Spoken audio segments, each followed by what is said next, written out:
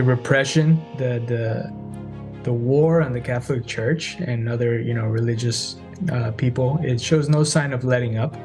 Religious persecution in Nicaragua at the hands of President Daniel Ortega comes to a head with a long prison sentence for a leading Catholic bishop in the largest Central American country. Welcome to EWTN News In Depth. The harsh sentence for Bishop Rolando Alvarez comes as the Nicaraguan government increasingly cracks down on dissidents. Persecuted for his religious commitment to human rights, the bishop was convicted on charges of spreading false information and helping anti-government protesters. He refused a flight to freedom with 222 other political prisoners released to the United States last week. Reporter Mark Irons explains. Greeted in the U.S. after they were exiled from Nicaragua. Catholic priests and seminarians given humanitarian protection in America now being welcomed into Catholic Church communities, including in Charlotte and Miami. These are not rogue priests who are calling for, violent uprisings. All they did wrong was to speak out against the regime. The priests transported along with Nicaraguan activists, journalists, and politicians, more than 200 of them in total, all political prisoners flown to the U.S. a week ago. They were sentenced in Nicaragua, and many spent time in jail after criticism of their government under President Daniel Ortega. Ortega has referred to the prisoners as traitors, whom he wanted banished from the country. As he's a dictator.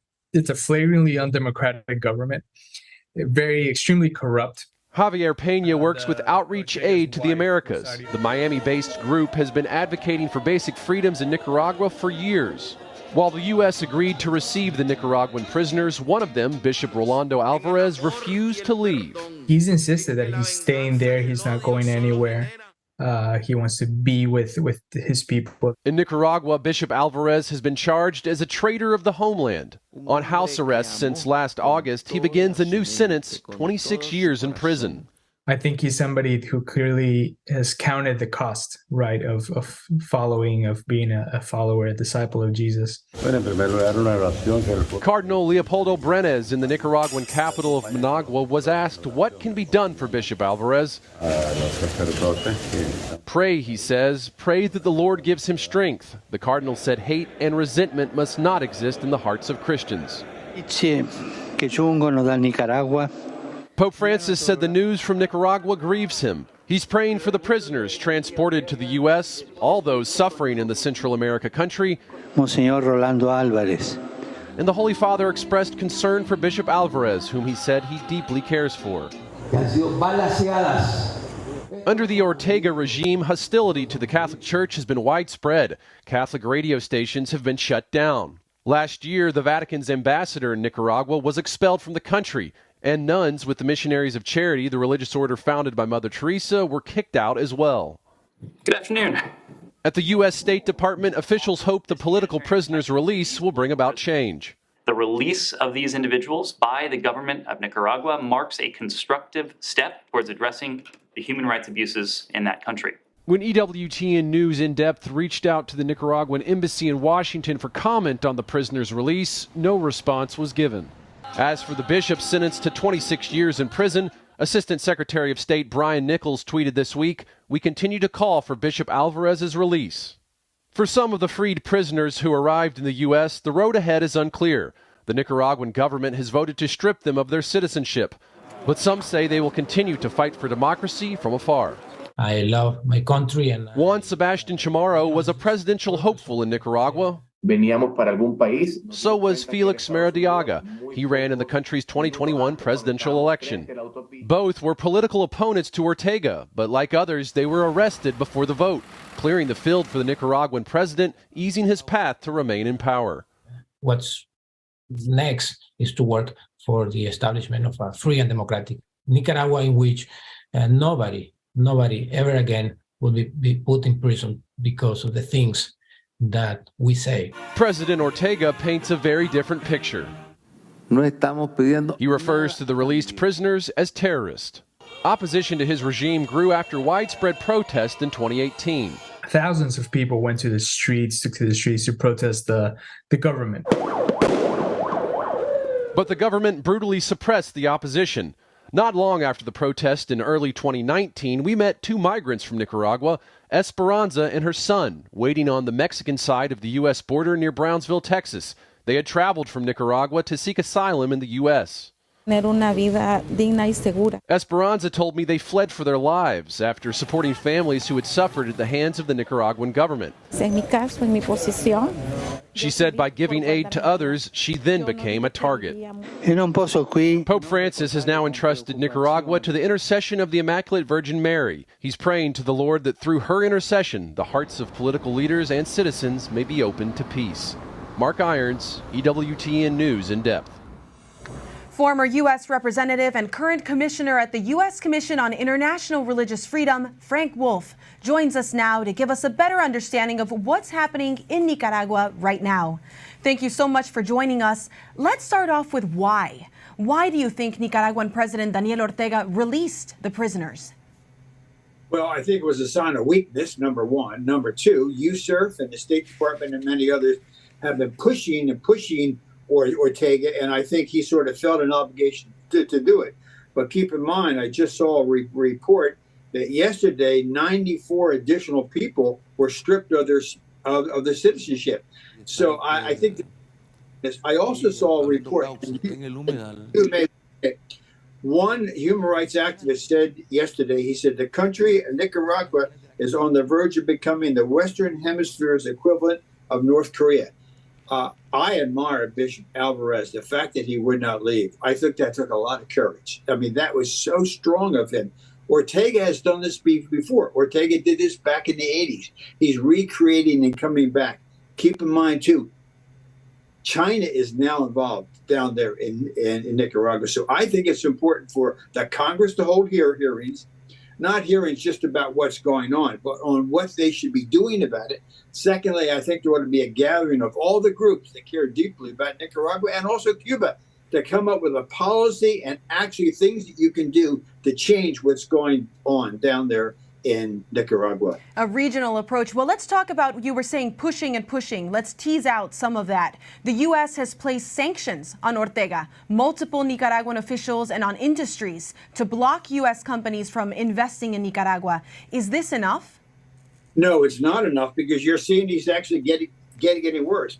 I think you have to do a comprehensive thing, but I think you need congressional hearings to bring some of these people in to testify. These are patriots. They want to go back to Nicaragua. Many still have family back there, to come over the constructive thing of what you can do. It's just not enough to have a press release or the State Department to say something. I think you have to have a policy.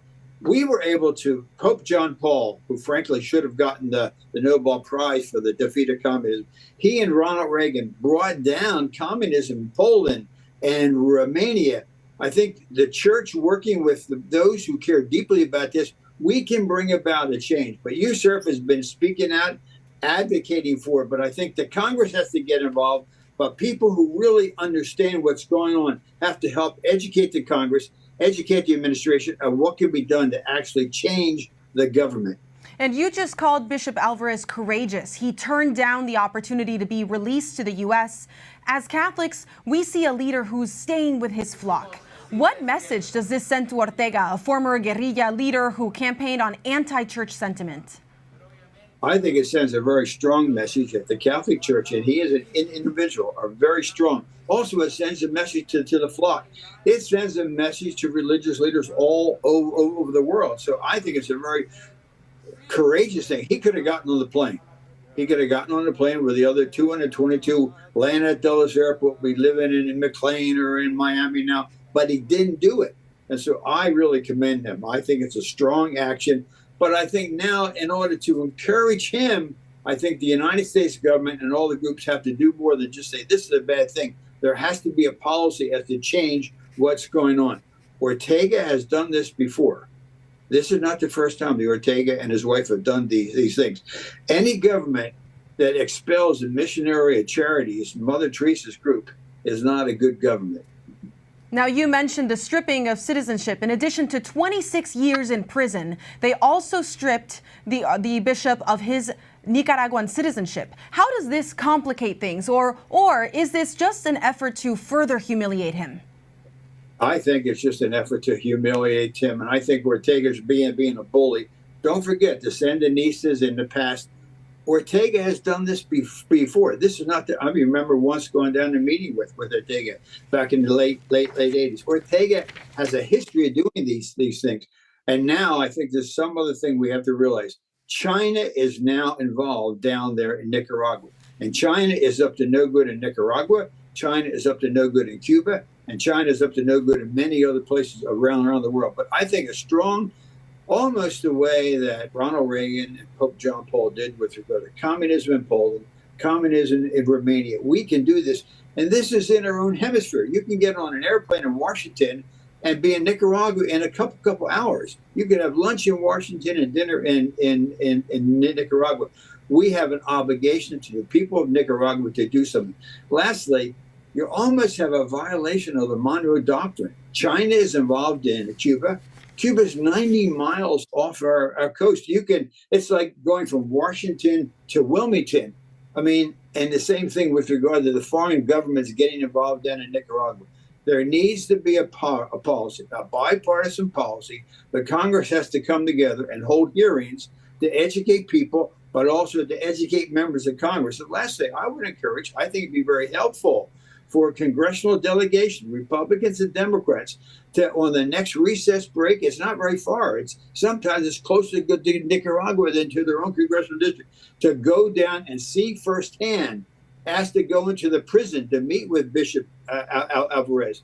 Wouldn't it be great to have 3 Republicans and 3 Democrats to go down to Nicaragua land, tell Ortega they want to go in and meet the bishop in prison, to meet with the dissidents? That would be something very powerful. Lastly, there needs to be a convening of all the groups that care deeply to come up with a set policy. And lastly, I might say USERF has said that this country ought to be a CPC country, country of particular concern because of what they're doing. But this is going to take more than just a statement. I think there needs to be action. Well, absolutely. We'll be looking for that action. We're so grateful for your leadership on USERF and also for your legacy leadership in Congress. Thank you so much. Well, thank you very much. Unfortunately, Nicaragua is not the only country in Latin America where concerns of religious persecution have garnered international attention. Christians in particular have suffered from various forms of oppression in Cuba, Colombia, and Mexico as well. The dictatorship in Cuba continues to tighten its grip on religious activity. According to USERF, the government uses tactics like surveillance, harassment of religious leaders and laity, forced exile, fines, and imprisonment. While the majority of Colombians are Christian, most identifying as Catholic, many still suffer from persecution from paramilitary groups and Marxist guerrilla gangs. And in Mexico, anti-Catholic sentiment from the government dates back to 1917, when a new constitution was written outlawing religious teaching and public worship. While many of the restrictions have slowly lifted, it is still illegal for clergy to speak on political issues. The church also faces persecution from organized crime syndicates. EWTN News In Depth is following the developments of religious persecution in Latin America and other parts of the world. We will continue to shed a light on this important topic in the weeks and months to come. And there's